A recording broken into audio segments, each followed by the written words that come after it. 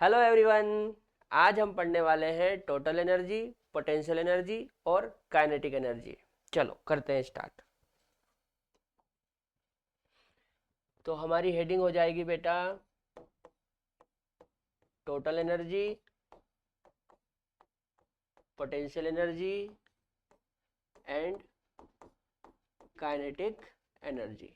ठीक है, मैं आपको एक चित्र से समझाता हूं कि टोटल एनर्जी, पोटेंशियल एनर्जी और काइनेटिक एनर्जी होती क्या है ना। चलो, जैसे मान लो हम एक व्यक्ति बना लेते हैं, मैन।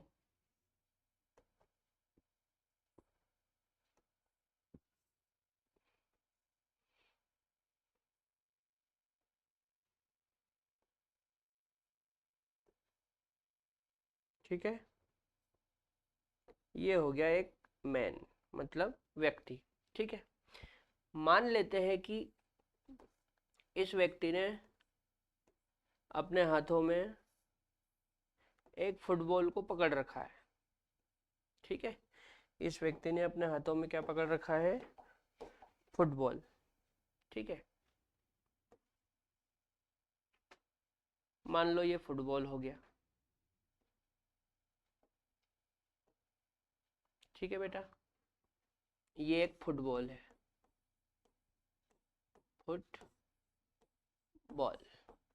ठीक है, अच्छा, इस व्यक्ति ने इस फुटबॉल को जिस पोटेंशियल के साथ संभाल के रखा है, पकड़ के रखा है, उसी को बोलेंगे बेटा पोटेंशियल एनर्जी।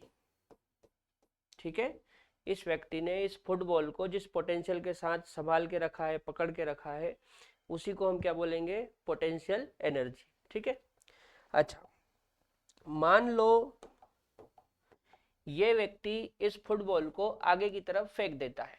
ठीक है, ये व्यक्ति इस फुटबॉल को इस तरह से आगे की तरफ फेंक देता है ना। तो फुटबॉल आगे की तरफ मूवमेंट करेगी, मतलब गति करेगी।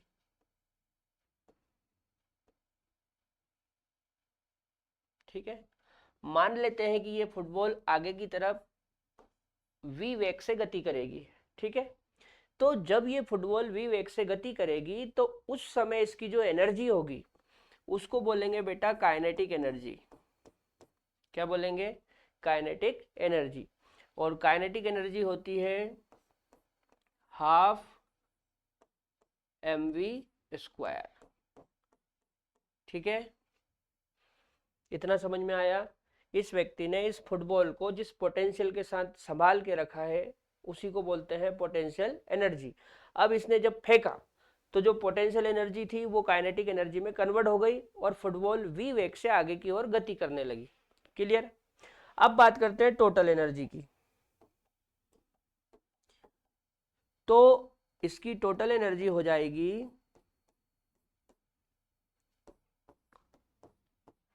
Potential energy plus kinetic energy.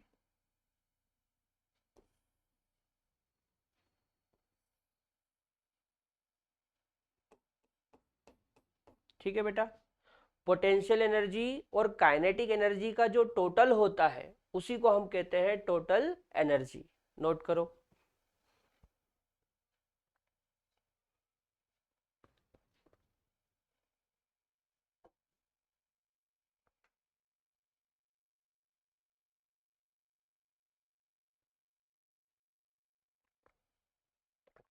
चलो, इसके बाद इन तीनों एनर्जियों में क्या रिलेशन होता है वो समझते हैं।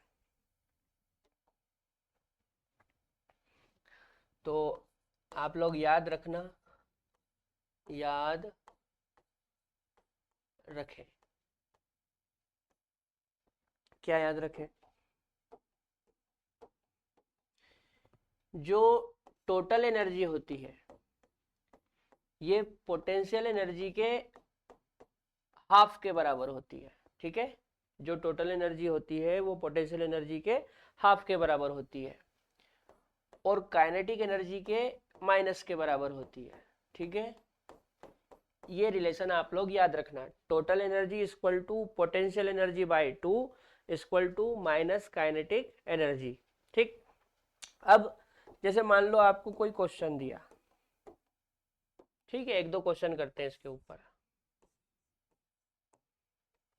आपको एक क्वेश्चन दिया, मान लो यदि हाइड्रोजन एटम के इलेक्ट्रॉन की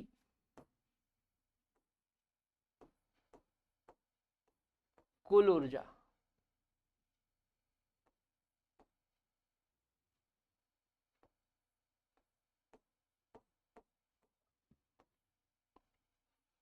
-13.6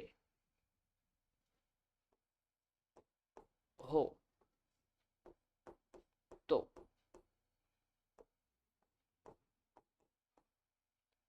इसकी पोटेंशियल एनर्जी तथा काइनेटिक एनर्जी बताएं।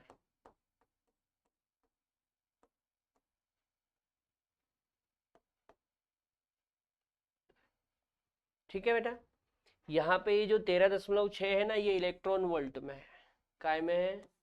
इलेक्ट्रॉन वोल्ट में। ठीक है, चलो सॉल्व करते हैं।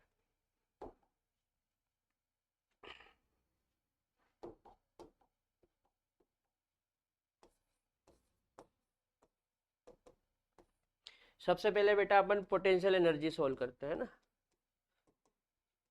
तो आप ये देखो कि टोटल एनर्जी और पोटेंशियल एनर्जी में क्या रिलेशन है। तो जो टोटल एनर्जी है ये पोटेंशियल एनर्जी के हाफ के बराबर होती है। ठीक है, अब टोटल एनर्जी हमको कितनी दे रखी है? -13.6 equal to potential energy by 2। ठीक है,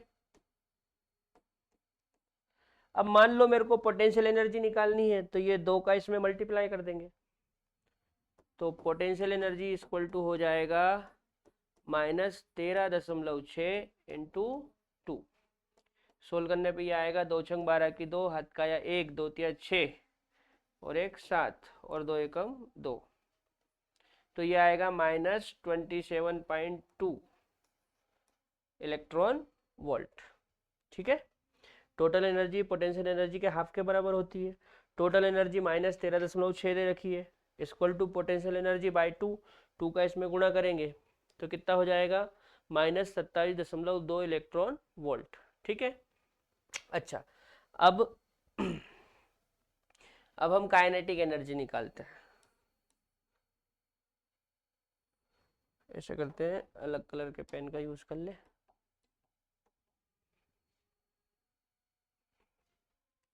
इसको नंबर 1 दे देते हैं, ये नंबर 2 हो जाएगा काइनेटिक एनर्जी।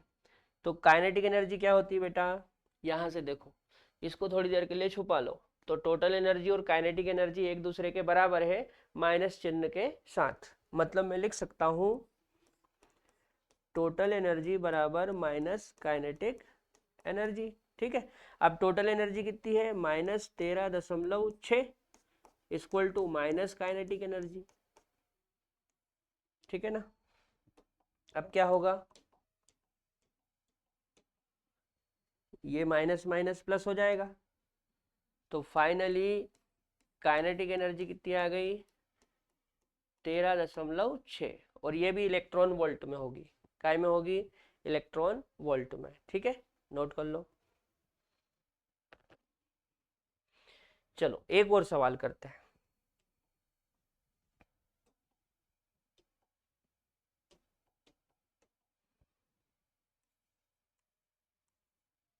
क्वेश्चन है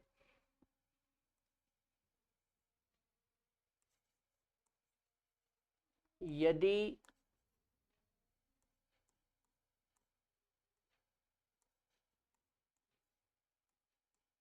उत्तेजित हाइड्रोजन एटम में इलेक्ट्रॉन का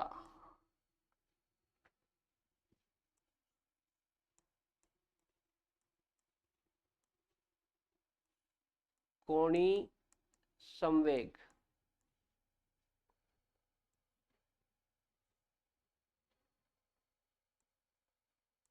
एच बाय पाई हो,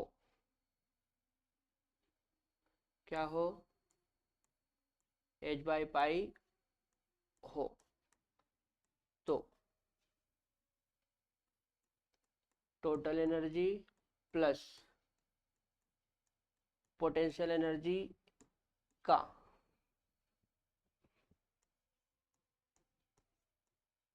मान बताएं। ठीक है बेटा, एक बार पढ़ो। यदि उत्तेजित हाइड्रोजन परमाणु में, है ना, इलेक्ट्रॉन का कोणीय संवेग h बाई पाई हो तो total energy plus potential energy का मान बताएं। ठीक, चलो सोल्व करते हैं।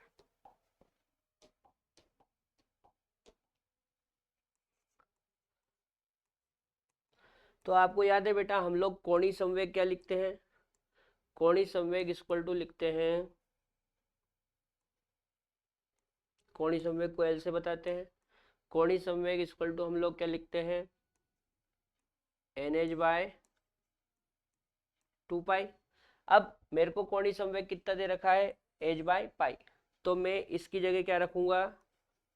H by pi equal to n h by 2 pi. ठीक है, अब क्या होगा बेटा, एच से ये एच कट जाएगा और पाई से ये पाई कट जाएगा। ठीक है ना, बराबर के इधर भी एच और इधर भी एच, तो एच से एच कट गया। बराबर के नीचे भी पाई इधर और इधर भी नीचे पाई, तो पाई से पाई कैंसिल हो गया। फाइनली क्या आया, ये इधर बचा एक बराबर एन बाय 2।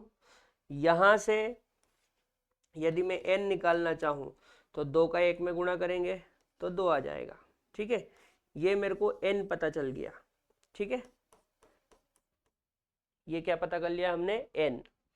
अब हम निकालते हैं टोटल एनर्जी।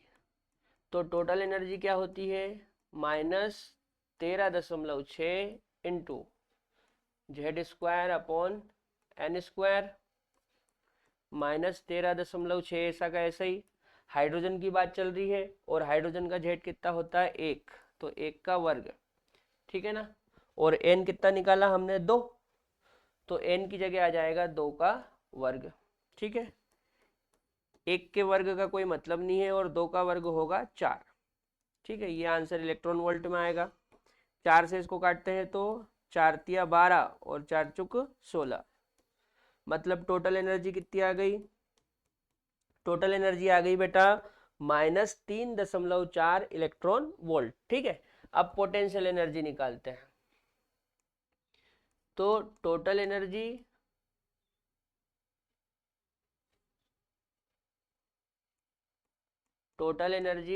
और पोटेंशियल एनर्जी बराबर होती है, लेकिन कैसे? इस तरीके से, टोटल एनर्जी बराबर पोटेंशियल एनर्जी बाय 2। अब टोटल एनर्जी मैंने कितनी निकाली? -3.4 equal to potential energy by 2। यहाँ से यदि मेरे को पोटेंशियल एनर्जी निकालनी है तो 2 का इसमें मल्टीप्लाई हो जाएगा, तो -3.4 इंटू 2, तो ये हो जाएगा 2 चुक 8 और 2 तिया 6, -6.8 इलेक्ट्रॉन वोल्ट।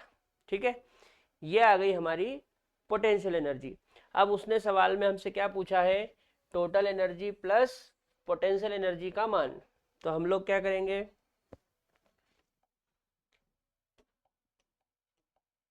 हम लोग ऐसा करेंगे, इसको थोड़ा सा छोटा करते हैं। ठीक है, इतने में काम हो जाएगा।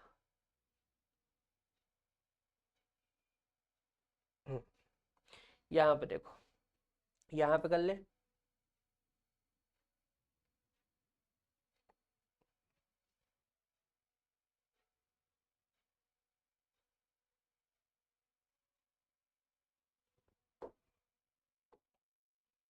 यहाँ पे कर लेते हैं ना। देखो total energy plus potential energy, इसका क्या बताना है हमको, मान, है ना। तो टोटल एनर्जी कितनी निकाली हमने, -3.4, ठीक है, और ये फॉर्मूले वाला प्लस, और पोटेंशियल एनर्जी कितनी निकाली, -6.8, ठीक है। अब -3.4 और ये प्लस माइनस क्या हो जाएगा, -6.8, ठीक है। अब 6.8 और 3.4 जुड़ेगा, है ना, माइनस माइनस प्लस हो जाता है, तो ये हो जाएगा 8 4 12 की 2, हाथ का या 1, 6 3 9 और 1 10, और साथ में आएगा माइनस, तो यह आएगा 10.2 इलेक्ट्रॉन वोल्ट, ठीक है बेटा।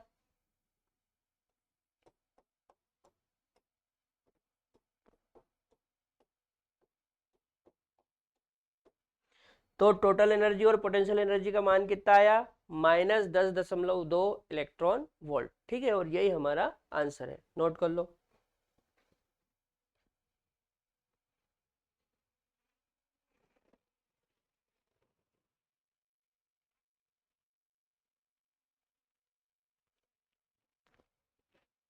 चलो इसके बाद हम लोग आयनन ऊर्जा के बारे में और पढ़ लेते हैं।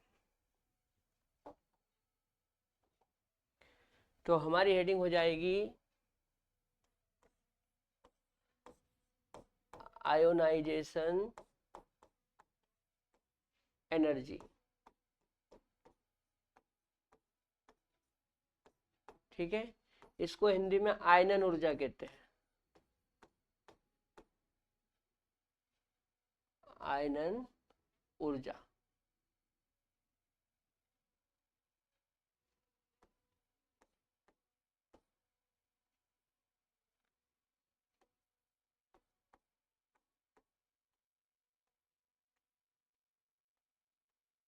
ठीक है, आयनन ऊर्जा क्या होती है,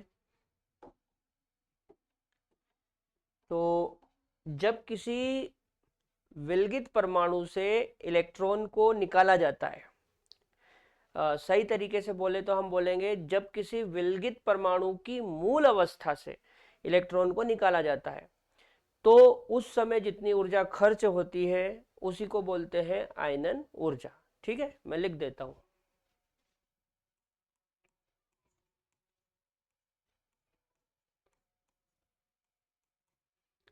विलगित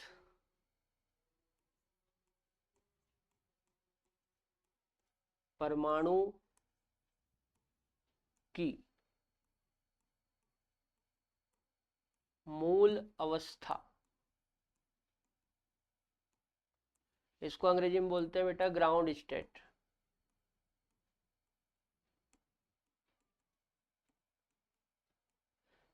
विलगित परमाणु की मूल अवस्था से इलेक्ट्रॉन को बाहर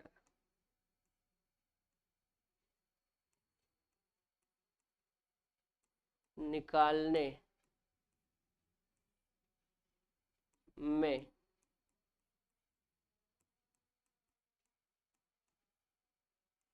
जितनी ऊर्जा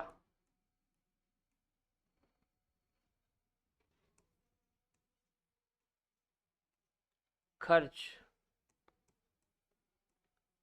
होती है उसे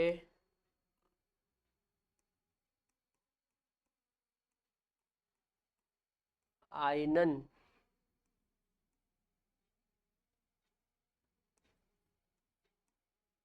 ऊर्जा कहा जाता है।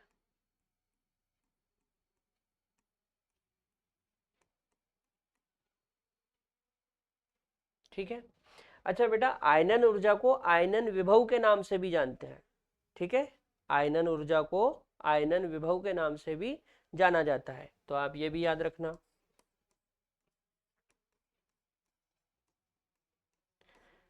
आयनन ऊर्जा को आयनन विभव, अंग्रेजी में बोलेंगे बेटा आयोनाइजेशन पोटेंशियल।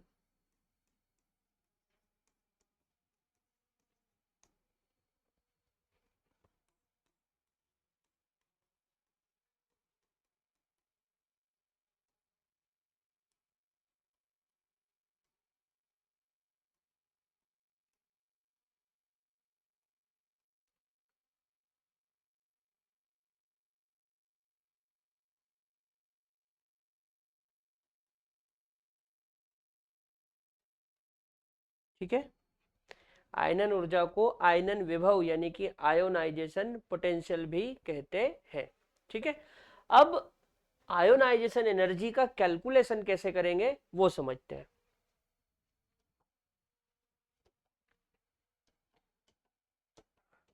देखो, आयोनाइजेशन एनर्जी, इसी को हम क्या बोलते हैं, आयोनाइजेशन पोटेंशियल। ठीक है, आयनन ऊर्जा बोल दो या आयनन विभव बोल दो, एक ही बात है। ये होती है बेटा टोटल एनर्जी के माइनस के बराबर। किसके बराबर होती है, टोटल एनर्जी के माइनस के बराबर। ठीक है, जो आयोनाइजेशन एनर्जी होती है वो टोटल एनर्जी के माइनस के बराबर होती है। मतलब आप इसको इस तरह से लिख सकते हैं,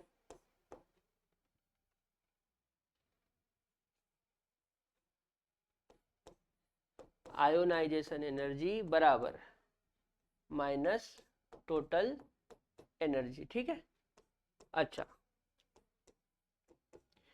अब ये माइनस ऐसा कैसे ही, और टोटल एनर्जी को हम क्या लिखते हैं, टोटल एनर्जी हम लिखते हैं -13.6 into Z square upon n square. ठीक है बेटा, और ये इलेक्ट्रॉन वोल्ट में होता है। क्लियर,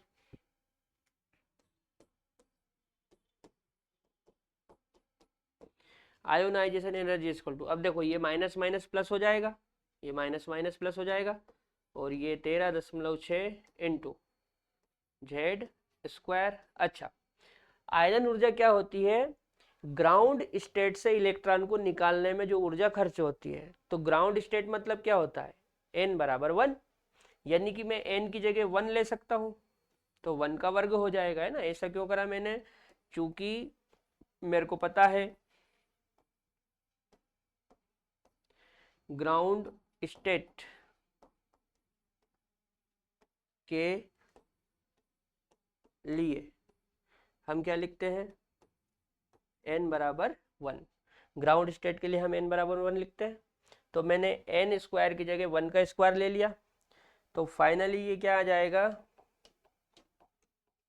फाइनली ये आ जाएगा ionization energy equal to 13.6 into Z का स्क्वायर, क्योंकि 1 का तो कोई मतलब है ही नहीं।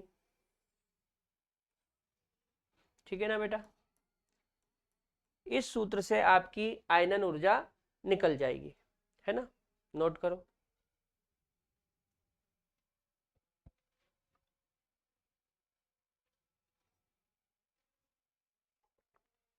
अब मैं आपको इस पे एग्जाम्पल और करवा देता हूं, है ना। जैसे आयोनाइजेशन एनर्जी, है ना,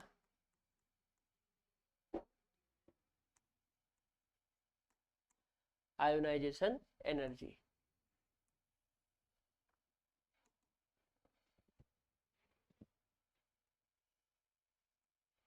तो आयोनाइजेशन एनर्जी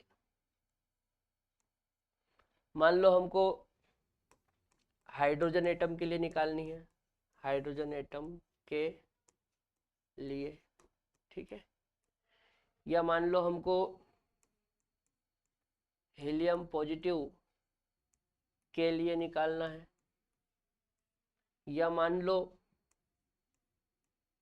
लिथियम 2 पॉजिटिव के लिए निकालना है। ठीक है ना,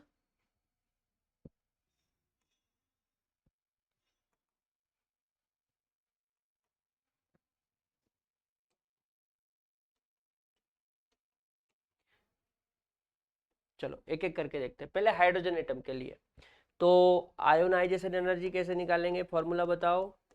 13.6 इंटू जेड का वर्ग। 13.6 ऐसा का ऐसा ही। हाइड्रोजन का जेड कितना होता है, जेड मतलब एटॉमिक नंबर, परमाणु क्रमांक। तो हाइड्रोजन का परमाणु क्रमांक होता है 1, तो 1 का वर्ग। अब 1 का कोई मतलब ही नहीं है, तो ये कितना आएगा 13.6 इलेक्ट्रॉन वोल्ट। ठीक है, चलो हीलियम के लिए निकालते हैं। तो आयोनाइजेशन एनर्जी बराबर 13.6 इंटू जेड का वर्ग। अब बताओ हीलियम का एटॉमिक नंबर कितना होता है। तो हीलियम का एटॉमिक नंबर होता है बेटा 2। कितना होता है 2। तो यहाँ पे हो जाएगा 2 का वर्ग।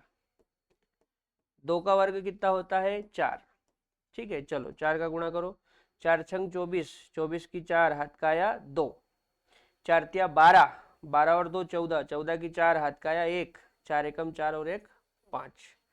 तो ये हो जाएगा आपका 54.4 इलेक्ट्रॉन वोल्ट। कितना हो जाएगा 54.4 इलेक्ट्रॉन वोल्ट। ठीक है ना।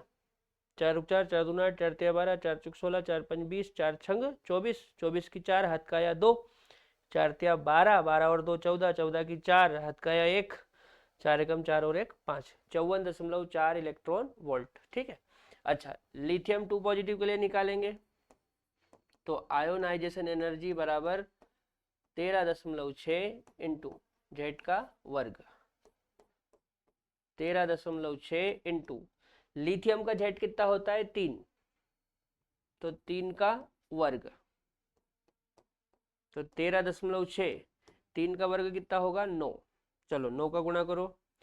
तो 9 का 9, 9 दून 18, 9 तिया 27, 9 चुक 36, 9 पंच 45, 9 छक 54, 54 का 4 हाथ में आया 5। फिर 9 तिया 27, 27 और 5 32, 32 का 2 हाथ का आया 3, 9 एकम 9, 9 और 3 12। तो ये हो जाएगा 122.4 इलेक्ट्रॉन वोल्ट। एक बार और देखते हैं। 9 छक 54 की 4 हाथ का आया 5, 9 का 9, 9 दून 18, 9 तिया 27, 27 और 5 32, 32 का 2 हाथ का आया 3, 9 एकम 9, 9 3 12।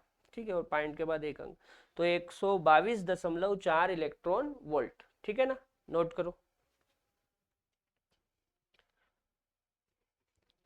चलो, तो यहाँ पर बेटा हम जो बोहर्स एटॉमिक मॉडल पढ़ रहे थे वो पूरी तरह से कंप्लीट हो जाता है। अब कल के लेक्चर में हम लोग पढ़ेंगे डी ब्रोगली इक्वेशन। तब तक के लिए जय राम जी की।